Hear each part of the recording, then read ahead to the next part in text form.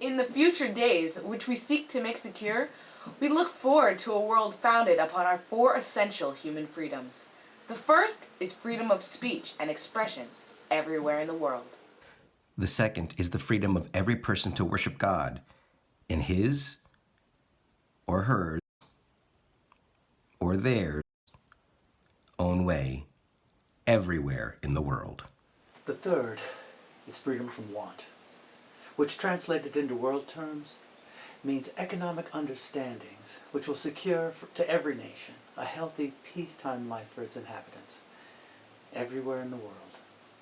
The fourth is freedom from fear, which translated into world terms means a worldwide reduction of armaments to such a point and in such a thorough fashion that no nation will be in a position to commit an act of physical aggression against any neighbor anywhere in the world.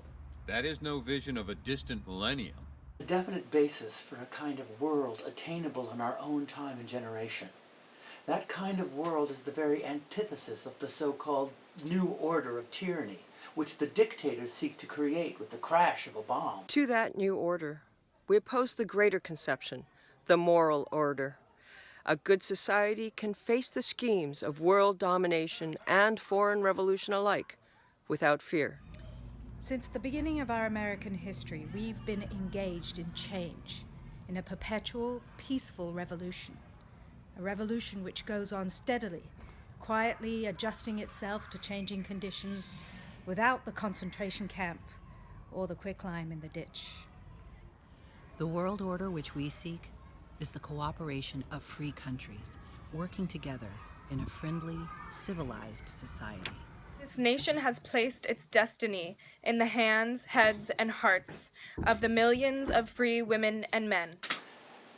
And its faith in freedom under the guidance of God. Freedom means the supremacy of human rights everywhere.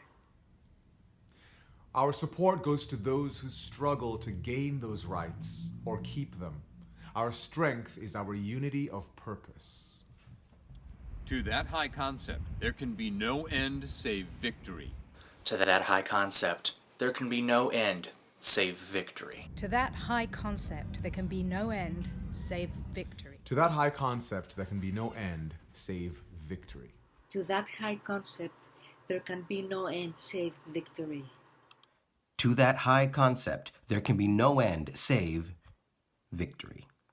To that high concept, there can be no end save victory. To that high concept, there can be no end save victory.